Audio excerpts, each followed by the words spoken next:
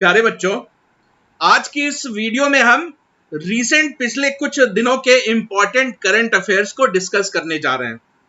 तो यहाँ हमने जो सबसे इंपॉर्टेंट करंट अफेयर्स है उनको बिल्कुल लॉजिकल सीक्वेंस में अरेंज किया। पहले इंटरनेशनल न्यूज, फिर स्टेट लेवल न्यूज और फिर जो नेशनल इंपॉर्टेंट की न्यूज है। तो स्टार्ट करते हैं। तो पहली इंटरनेशनल न्यूज, उज्बेकिस्तान ने 2021 central and south Asia conference 2021 को होस्ट किया। तो ये जो सेंट्रल साउथ ईस्ट कॉन्फ्रेंस की हम बात कर रहे हैं, इसमें इंडिया को रिप्रेजेंट किया इंडिया के external affairs minister doctor S Jaishankar ने। तो ये कॉन्फ्रेंस कहां हुई आपको याद रखनी है, उज्बेकिस्तान की राजधानी ताशकंद में हुई। कॉन्फ्रेंस का नाम सेंट्रल साउथ एशिया कॉन्फ्रेंस। तो सेंट्रल साउथ एशिया कॉन्फ्रेंस, तो इसमें टोटल 40 कंट्रीज ने पार्टिसिपेट किया और 40 कंट्रीज के अलावा जो इंटरनेशनल ऑर्गेनाइजेशंस होते हैं, तो ऐसे करीब 30 इंटरनेशनल ऑर्गेनाइजेशन, थिंक टैंक वगैरह, इन सब ने पार्टिसिपेट किया। तो इसका मकसद था जो रीजनल कोऑपरेशन है एशियन कंट्रीज में, उसको फैसिलिटेट करना। तो आप देख पा रहे हो हमारी कंट्री की तरफ से एस जयशंकर ने पार्टिसिपेट किया। पाकिस्तान, चाइना, ये सारी कंट्रीज वहां मौजूद थी। तो अगली खबर है कि इंडियन नेवी और ब्रिटिश नेवी, ब्रिटेन की जो royal navy, United kingdom royal navy ने 2 दिन के बायलैटरल पैसेज एक्सरसाइज में पार्टिसिपेट किया। अब ये पैसेज एक्सरसाइज का फंडा क्या है, तो मान लो किसी देश का जहाज किसी दूसरे देश के लेट्स सपोज कि ओशियन से गुजर रहा होता है, तो वो पास कर रहा होता है। तो एक देश का जहाज दूसरे देश से पास कर रहा है, तो दोनों देश की नेवी अगर फ्रेंडली है तो मिलकर एक्सरसाइज करती है। तो इसी को पासेक एक्सरसाइज बोलते हैं। तो पासेक एक्सरसाइज का ये मतलब नहीं है कि ये इंडियन नेवी और यूके, तो पासेक एक्सरसाइज एक जनरल नाम है, जनरल नाम है, ठीक है ना। तो ये जो है पासेक एक्सरसाइज हाल फिलहाल में इंडियन नेवी ने यूनाइटेड किंगडम रॉयल नेवी के साथ किया। तो हमारी तरफ से नेवी करियर स्ट्राइक ग्रुप ने उसमें पार्टिसिपेट किया और ब्रिटेन की तरफ से एचएमएस क्वीन एलिजाबेथ ने। तो ये जो पासेक एक्सरसाइज की हम बात कर रहे हैं, ये बेसिकली बे ऑफ बंगाल में 2 दिनों के लिए हुआ था, 21 और 22 जुलाई को। अगली खबर भी समझ लो कि मिलिट्री से ही है। आईएनएस तलवार ने पार्टिसिपेट किया कटलस एक्सप्रेस 2021 नाम के नेवी मिलिट्री ड्रिल एक्सरसाइज में। तो ये जो नेवी मिलिट्री ड्रिल एक्सरसाइज थी, ये कीनिया के मोम्बासा के कोस्ट पे हो रही थी। मोम्बासा क्या है, एक कोस्टल टाउन है। तो अफ्रीका का देश है ना कीनिया, तो कीनिया के ही मोम्बासा शहर के कोस्ट पे ये कटलस, आप याद रखो, कटलस एक्सप्रेस 2021।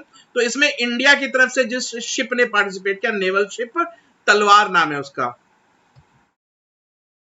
तो अगली खबर भी डिफेंस से ही है। तो इंडिया और रशिया के जो जॉइंट मिलिट्री एक्सरसाइज होती है उसको इंद्र का नाम दिया जाता है। तो ये 12th एडिशन हाल फिलहाल में रशिया के वोल्गोग्राड नाम के शहर में कंडक्ट किया गया। अब इसको याद रखना आपके लिए इजी हो जाएगा बच्चों। तो एक्सरसाइज का नाम क्या है, इंद्र। IND से आप इंडिया और RA यानी रशिया। तो इंडिया और रशिया के बीच में एनुअल एक्सरसाइज होती है, ज्वाइंट मिलिट्री एक्सरसाइज होती है। तो इस साल भी ये एक्सरसाइज कंडक्ट की गई, इसका ही नाम इंद्र है। तो ये इस साल कहां कंडक्ट की गई, तो रशिया के वोल्गोग्राड नाम के शहर में कंडक्ट। तो अगली खबर है कि स्वीडन ने इंटरनेशनल सोलर अलायंस को ज्वाइन करने का फैसला किया है। तो इंटरनेशनल सोलर अलायंस क्या है आप पूछोगे, तो international solar alliance basically India का ही इनिशिएटिव है। तो मोदी गवर्नमेंट जब पावर में आई तो उन्होंने इंटरनेशनल सोलर अलायंस फॉर्म किया, जिसको लीड कौन करता है, तो इंडिया करता है। तो अब ये सोलर अलायंस क्या है, तो ये एक इंटरनेशनल आप कह सकते हो कोलैबोरेशन है, जिसका मकसद है रिन्यूएबल एनर्जी, खास करके सोलर एनर्जी को पूरी दुनिया में प्रमोट करना, और एक कंट्री दूसरी कंट्री को टेक्नोलॉजिकली और जो भी उसके एक्सपर्ट्स होते हैं, एक्सपर्टाइज, वो उसमें हेल्प करती है एक दूसरे को। तो स्वीडन लेटेस्ट कंट्री बन गया है जिसने इंटरनेशनल सोलर अलायंस को ज्वाइन किया है, और इससे इंडिया को काफी सारी उम्मीद भी है, क्योंकि 2018 में ही जब मोदी जी स्वीडन के प्राइम मिनिस्टर से मिले थे तो उस वक्त ये डिसाइड हो गया था कि सोलर अलायंस स्वीडन ज्वाइन करेगा। तो स्वीडन जो है एक काफी कह लो कि डेवलप एक्सपर्टाइज रखता है सोलर पैनल इंस्टॉलेशन या सोलर टेक्नोलॉजी की दुनिया में। तो इसीलिए स्वीडन का जो अगर जुड़ना है इंटरनेशनल सोलर अलायंस में तो इससे इंडिया को काफी फायदा होगा। तो अब आप एक और स्टैटिक फैक्ट याद रखोगे कि ये जो इंटरनेशनल सोलर अलायंस है, क्योंकि ये इंडिया का ही इनिशिएटिव है, तो इसका हेडक्वार्टर भी इंडिया में ही है। इंडिया के गुड़गांव शहर में इसका हेडक्वार्टर है। तो अगली खबर, दुनिया की पहली 3D printed steel bridge Amsterdam में खोल दी गई है पब्लिक के लिए। तो एम्स्टर्डम क्या है? नीदरलैंड की राजधानी, नीदरलैंड नाम का जो देश है यूरोप में, उसकी राजधानी एम्स्टर्डम में दुनिया का पहला 3D printed steel bridge open कर दिया गया है। अब ये 3D प्रिंटेड स्टील ब्रिज का क्या कॉन्सेप्ट है? तो देखो, 3D प्रिंटेड स्टील ब्रिज कई पार्ट्स में बना, टुकड़ों में बटा होता है, और इसको प्रोग्रामिंग के जरिए असेंबल किया जाता है। यानी जिस वक्त ब्रिज की जरूरत होगी उस वक्त कहीं से इसको ऑपरेट किया जाता है, तो उसके जो पार्ट्स होते हैं, छोटे छोटे टुकड़े, वो असेंबल हो जाते हैं। और जब ये ब्रिज को 24 घंटे मॉनिटर किया जाता है कि इस पे प्रेशर कितना बन रहा है, ठीक है, ऐसे कितने लोग गुजर रहे हैं, तो सारा कुछ जो है ऑटोमेटिकली डेटा भी सेव हो रहा होता है। तो यही कॉन्सेप्ट होता है 3D स्टील ब्रिज का। तो दुनिया का पहला 3D स्टील ब्रिज कहां लगाया गया है? तो नीदरलैंड के एम्स्टर्डम शहर में लगाया गया है। अगली खबर, फिलीपींस दुनिया की पहली कंट्री बन गई है जिसने गोल्डन राइस की प्लांटिंग को परमिट कर दिया है, अपनी कंट्री में अप्रूव कर दिया है। तो ये गोल्डन राइस का कॉन्सेप्ट क्या है? तो ये golden rice genetically modified rice है। जेनेटिकली जो राइस होती है उसकी जीन्स में कुछ चेंज किए जाते हैं ताकि प्रोडक्टिविटी बढ़े, पेस्ट रेजिस्टेंट हो, ठीक है ना, इसलिए उसमें कुछ जेनेटिकली मॉडिफाई किया जाता है, जैसे कि उसकी उपज, पैदावार ज्यादा हो और उस पर कीटनाशक का कम से कम आपको यूज करना पड़े। तो जेनेटिकली मॉडिफाइड राइस है गोल्डन राइस। तो अब एक और चीज आपको याद रखनी है कि ये जो गोल्डन राइस है इसकी प्रॉपर्टी क्या है, क्यों ये दुनिया में इतना फेमस हो रहा है? क्योंकि गोल्डन राइस में 40% विटामिन ए होता है, और विटामिन ए आप जानते ही हो कि खास करके छोटे बच्चों के लिए या फिर आई साइट के लिए कितना इंपॉर्टेंट है। नाइट ब्लाइंडनेस, जो रतौंधी नाम की बीमारी होती है, वो विटामिन ए की कमी से ही होती है। कई सारे छोटे बच्चों, माल नरिश बच्चों में हो जाती है। तो माल नरिशन को काउंटर करने के लिए गोल्डन राइस है। तो ये दो चीज आप याद रखोगे। पहली कंट्री कौन सी बन गई है गोल्डन राइस को अप्रूव करने वाली? तो फिलीपींस। और गोल्डन राइस की प्रॉपर्टी क्या है कि उसमें विटामिन ए होता है, 40% कंटेंट विटामिन ए होता है। अगली खबर, दुनिया का सबसे बड़ा फ्लोटिंग सोलर फार्म इंडोनेशिया के बाटाम शहर में बनाया जा रहा है। तो इसको बना रहे हैं इंडोनेशिया के ही सनसीप ग्रुप। तो बस आप याद रखोगे कि दुनिया का सबसे बड़ा फ्लोटिंग पानी में तैरता हुआ सोलर फार्म इंडोनेशिया के बाटाम में बनने जा रहा है। तो अगली खबर, राजनाथ सिंह। तो राजनाथ सिंह हमारे देश के डिफेंस मिनिस्टर हैं। तो राजनाथ सिंह हाल फिलहाल में तजाकिस्तान की यात्रा पे गए थे। क्यों गए थे? क्योंकि तजाकिस्तान में संघाई कोऑपरेशन ऑर्गेनाइजेशन की कॉन्फ्रेंस या मीटिंग चल रही थी, कॉन्क्लेव चल रही थी। तो अब आपके दिमाग में आएगा कि ये संघाई कोऑपरेशन ऑर्गेनाइजेशन क्या है। तो संघाई क्या है? वो चीन का एक शहर है। तो ये एक इंटरनेशनल ऑर्गेनाइजेशन है जिसकी स्थापना चाइना ने लीड करके किया था। इस वक्त इसके 8 मेंबर कंट्रीज हैं। तो ऑब्वियसली क्योंकि राजनाथ सिंह गए तो आप समझ ही गए होंगे कि इंडिया भी संघाई कोऑपरेशन ऑर्गेनाइजेशन का पार्ट है। आप याद रखो कि टोटल इसके 8 मेंबर कंट्रीज हैं, एशियन कंट्रीज हैं।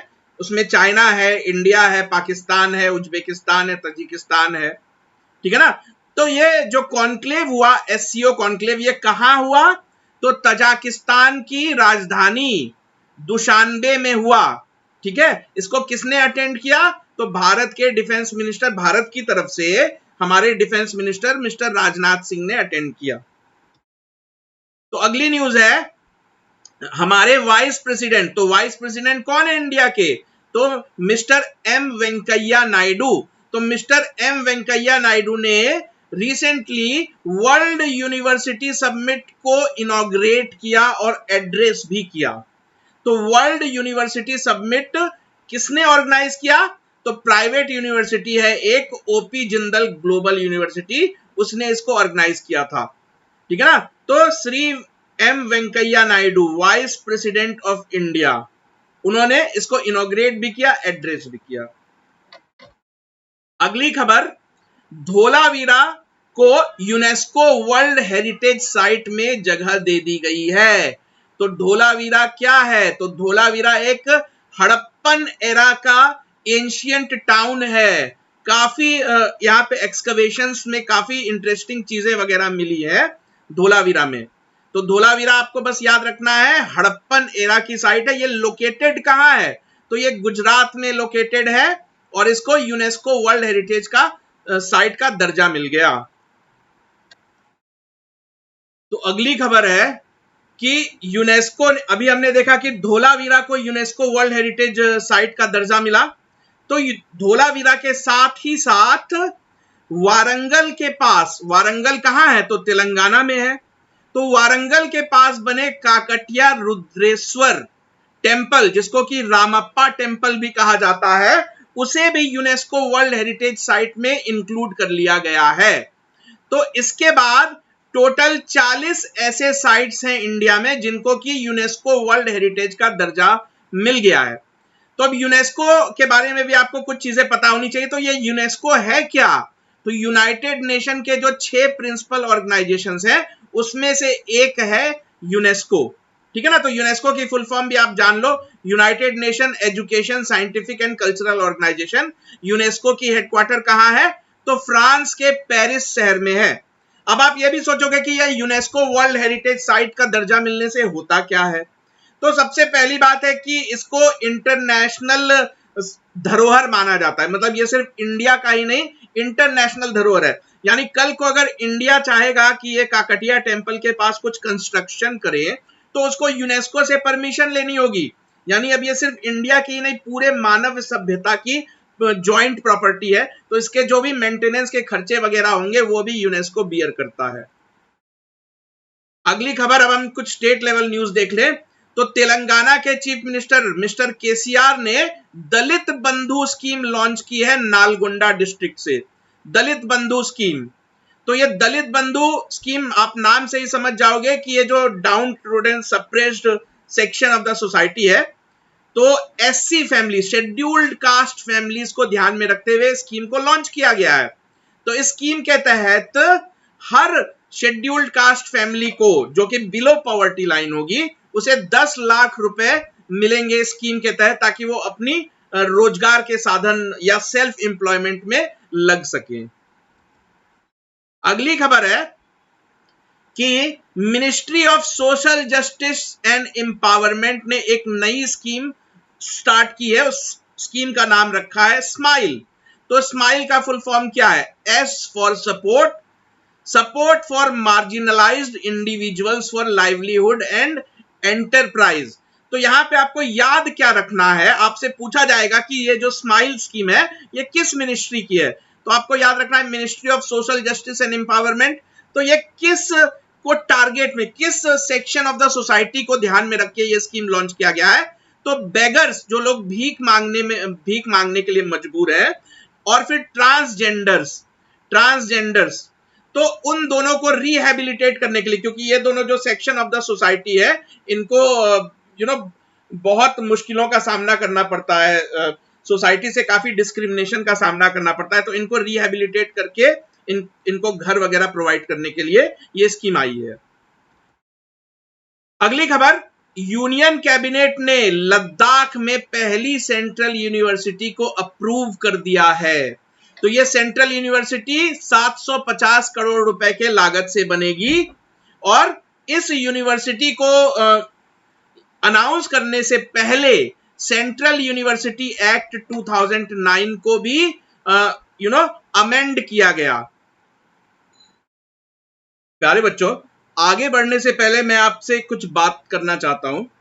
क्योंकि आप लोग किसी ना किसी एग्जाम की प्रिपरेशन तो कर ही रहे होगे, इसीलिए आप विद्या गुरु के साथ जुड़े हुए हो।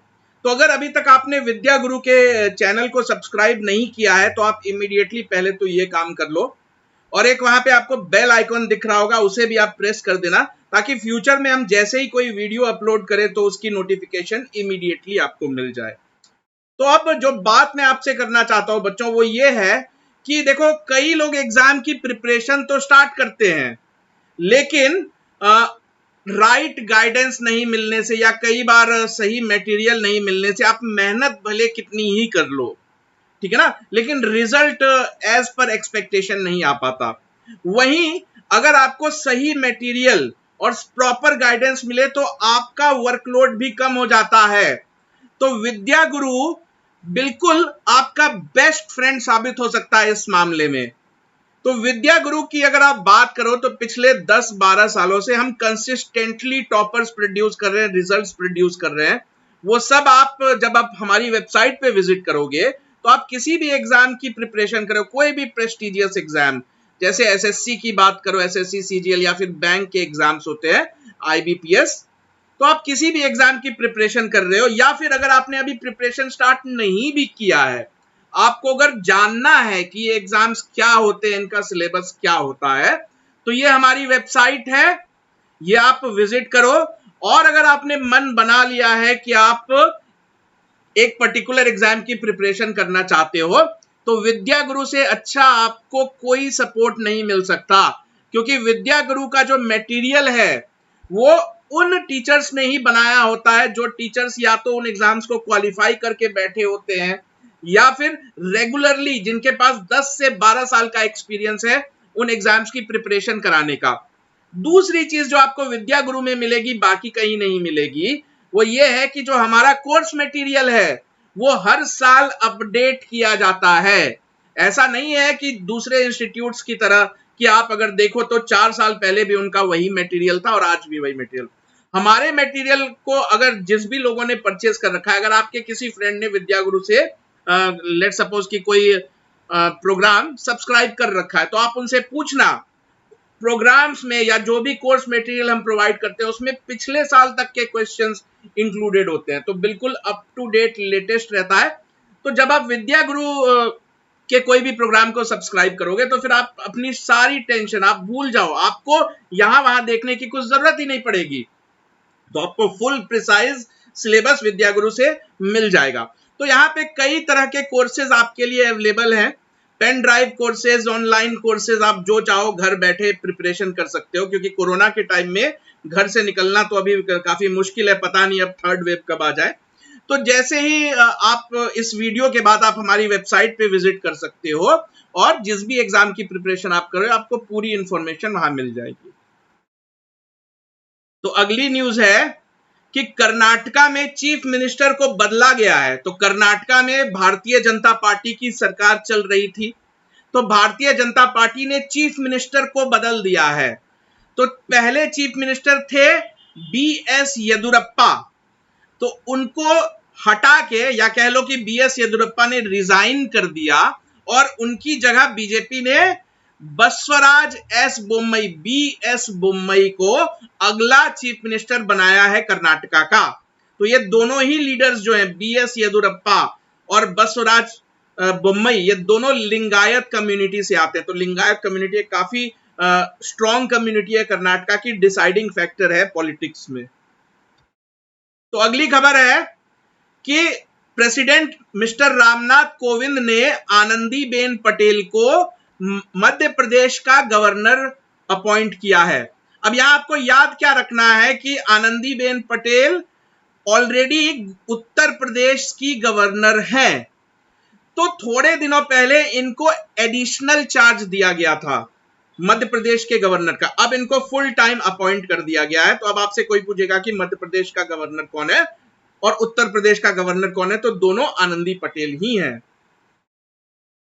अगली न्यूज, अमित शाह ने greater Sohra water supply scheme Meghalaya में इनॉग्रेट किया है। तो आपको याद रखना है स्कीम का नाम, Sohra water supply scheme Meghalaya में। तो अब ये स्कीम क्या है, तो आप जानते हो कि जो हमारे नॉर्थ ईस्ट के इलाके हैं वो मोस्टली पहाड़ी तो वहां पे पानी वगैरह की काफी दिक्कत होती है, बहुत ज्यादा रिवर्स आपको वहां पे मिलेंगे नहीं। तो रिवर्स नहीं होने की वजह से वहां पे पीने का पानी बहुत अच्छे से अवेलेबल था नहीं। तो यही स्कीम का मकसद है। इस स्कीम के जरिए 70 लाख गैलन पीने का पानी, साफ शुद्ध पानी यानी, और 15 lakh gallon per day schools और आंगनवाड़ी को सप्लाई किया जाएगा। 70 लाख जो है वो कॉमन हाउस होल्ड को, और 15 लाख गैलन जो है स्कूल्स और आंगनवाड़ी को। तो आपको याद रखना है ग्रेटर सोहरा वाटर स्कीम कहां सिचुएटेड है, तो मेघालय के चेरापूंजी में है, चेरापूंजी में, ठीक है ना। चेरापूंजी और किस चीज के लिए फेमस है अगर आपको याद हो तो, चेरापूंजी में बहुत ज्यादा भारी बारिश होती है। तो मोस्ट प्रोबेबली ये इंडिया का सेकेंड वेटिएस्ट प्लेस है, यानी सबसे ज्यादा बारिश रिकॉर्ड करने वाला सेकेंड नंबर पे आता है ये चेरापूंजी। तो अगली न्यूज, असम के चीफ मिनिस्टर। तो असम के चीफ मिनिस्टर कौन है, हिमंता बिस्वा शर्मा। तो हिमंता बिस्वा शर्मा ने रिसेंटली बैम्बू इंडस्ट्रियल पार्क का इनॉग्रेशन किया है, बैम्बू इंडस्ट्रियल पार्क। तो ये बैम्बू इंडस्ट्रियल पार्क क्या है, तो यहाँ पे बैम्बू को कल्टीवेट किया जाएगा और बैम्बू से बनने वाले जितने प्रोडक्ट्स हैं, तो उससे जो जुड़ी इंडस्ट्रीज होती है, स्मॉल स्केल इंडस्ट्रीज होती है, सबको एक ही जगह बसाया जाएगा, यानी प्रोडक्ट भी वहीं पे, बंबू भी वहीं पे उगेगा और उसको फिनिश्ड प्रोडक्ट में बदला भी वहीं पे जाएगा। तो आपको याद रखना ये कहां हुआ है, तो मंडेर डीसा विलेज जो दीमा हसाओ के पास है। तो आपको बेसिकली याद रखना है कि असम में बैम्बू इंडस्ट्रियल पार्क को इनॉग्रेट किया गया है। अगली खबर, मध्य प्रदेश गवर्नमेंट ने देवारण्य योजना लॉन्च की है। तो देवारण्य, आरण्य का मतलब होता है जंगल, ठीक है ना। तो जंगल से जुड़ी एक योजना है, पर यह है क्या, तो देखो जंगल में आपको कई तरह के पेड़ पौधे मिलते हैं जो आयुर्वेद से भी रिलेटेड होते हैं। तो उन पेड़ पौधों का आयुर्वेद में यूज होता है। तो मध्य प्रदेश की गवर्नमेंट ने सोचा कि एक स्कीम से हम दो चीजें अचीव करेंगे, एक तो आयुर्वेदिक प्रोडक्ट को प्रमोट करेंगे। तो आयुर्वेदिक प्रोडक्ट की कहानी शुरू तो जंगलों से होती है, वहां से आप पेड़ पौधों से ही आयुर्वेद के प्रोडक्ट्स बनाते हो ना। तो ये काम सबसे ज्यादा तो ट्राइबल कर सकते हैं आसानी से, उनका तो वो तो जंगल में ही उनका पूरा जीवन होता है, जंगल को ही वो सब कुछ मानते हैं अपना। तो ट्राइबल्स को एम्प्लॉयमेंट भी मिल जाएगी, साथ ही साथ आयुर्वेदिक प्रोडक्ट्स प्रमोट भी हो जाएंगे। तो ये योजना है देवारण्य योजना मध्य प्रदेश गवर्नमेंट की। तो अगली खबर थोड़ी अनफॉर्चुनेट है। तो दो स्टेट्स, जो दो नॉर्थ ईस्टर्न स्टेट है, नेबरिंग स्टेट्स हैं, असम और मिजोरम। तो इन दोनों स्टेट में बॉर्डर डिस्प्यूट देखने को मिला रिसेंटली। तो असम की एक डिस्ट्रिक्ट है कछार डिस्ट्रिक्ट। तो ये कछार डिस्ट्रिक्ट जो है वो मिजोरम की बाउंड्री पे है, यानी आप कह सकते हो कछार डिस्ट्रिक्ट असम और मिजोरम के बाउंड्री पे है। तो बात क्या है कि अंग्रेजों के टाइम ही 1875 के आसपास असम और मिजोरम का जो मैप बनाया गया था, उसमें ये जो बॉर्डर वाला डिस्ट्रिक्ट है, ये नक्शे में दोनों तरफ दिखाया गया था, डिस्प्यूटेड था, ठीक है ना। बाद में दोनों स्टेट्स ने इसको म्यूचुअली रिजॉल्व करने की कोशिश की, लेकिन रिसेंटली क्या हुआ कि असम ने कंप्लेन की कि मिजोरम के कुछ लोग, एक एरिया को नो मैंस लैंड डिक्लेयर कर दिया गया था कि ये एरिया ना असम का है ना मिजोरम का, ये ज्वाइंट है। लेकिन हुआ क्या कि रिसेंटली असम ने कहा कि मिजोरम के लोग हमारी तरफ, जो एरिया हमारा है वहां पे आके घर बसाए जा रहे हैं। मिजोरम ने भी सेम इल्जाम असम पे लगाया। तो इस तरह बॉर्डर डिस्प्यूट की शुरुआत हो गई, जो काफी इवेंट अगली टर्न्स लेने लगे। तो इसमें 5 पुलिसमैन जो कि असम के पुलिसमैन थे, उनकी डेथ हो गई, क्लैशेस हो गए। तो आप ये याद रखोगे कि किन दो स्टेट्स के बीच ये क्लैश हुआ, असम और मिजोरम के बीच। अगली खबर है कि मैक्स बूपा हेल्थ इंश्योरेंस जो कंपनी है, उसने अपना नाम चेंज करके नीवा बूपा कर लिया है। क्यों किया, क्योंकि देखो मैक्स बूपा के नाम में मैक्स हॉस्पिटल का नाम आता था, मैक्स। तो ये मैक्स इसलिए आता था क्योंकि यहाँ पे मैक्स ग्रुप ने इन्वेस्टमेंट कर रखी थी। तो अब ये मैक्स ग्रुप अपनी इन्वेस्टमेंट लेके बाहर हो गया, इससे एग्जिट कर गया। तो अब इस मैक्स नाम का तो कोई मतलब बनता नहीं था, इसलिए नाम बदल के नीवा बूपा रख दिया गया। अगली खबर है कि राकेश अस्थाना को न्यू दिल्ली का अगला पुलिस कमिश्नर बनाया गया, यानी रिसेंटली इनको पुलिस कमिश्नर अपॉइंट किया गया। तो कौन है राकेश अस्थाना, तो Rakesh Asthana senior IPS officer है गुजरात कैडर के, ये पहले सीबीआई में भी ज्वाइंट डायरेक्टर रह चुके हैं। अब स्पोर्ट्स से रिलेटेड कुछ न्यूज देख लेते हैं। तो ऑल इंडिया फुटबॉल फेडरेशन ने footballer of the year award declare किया है इस साल का। तो मेल कैटेगरी में संदेश झिंगान को यह अवार्ड मिला है और फीमेल कैटेगरी में बाला देवी को यह अवार्ड दिया गया है। तो ठीक है, आपको बस ये नाम याद रखना है, फुटबॉलर ऑफ द ईयर संदेश झिंगान मेल कैटेगरी में और फीमेल कैटेगरी में बाला देवी को। ठीक, अगली खबर, प्रमोद भगत को differently abled sportsman of the year for 2019 declare किया गया है। डिफरेंटली एबल, ठीक है ना, तो ये किस स्पोर्ट्स से रिलेटेड है? तो ये शटलर है, बैडमिंटन खेलते हैं ये। तो प्रमोद भगत किस स्पोर्ट्स से रिलेटेड है? तो बैडमिंटन से। ये न्यूज में क्यों आए? क्योंकि इनको 2019 का डिफरेंटली एबल स्पोर्ट्समैन डिक्लेयर किया गया। तो ये कुछ स्पोर्ट्स के न्यूज थे। तो अगली वीडियो में बच्चों हम पूरे ओलंपिक से जुड़े जितने फैक्ट्स हैं, इंडिया ने क्या क्या मेडल जीते, किस किस ने जीता, किस स्पोर्ट में जीता, वो सारी कुछ डिटेल जो है आपको अगली वीडियो हम 2-3 दिन में अपलोड करने वाले हैं, आपको वहां मिल जाएगी। तो अगर अभी भी आपने विद्या गुरु की यूट्यूब चैनल को सब्सक्राइब नहीं किया है तो प्लीज अब देर मत करो, विद्या गुरु के चैनल को अभी के अभी सब्सक्राइब कर लो और आपको जो बेल आइकॉन दिख रहा है उसे प्रेस कर दो, ताकि जैसे ही हम कोई भी वीडियो अपलोड करें उसकी नोटिफिकेशन आपसे मिस ना हो।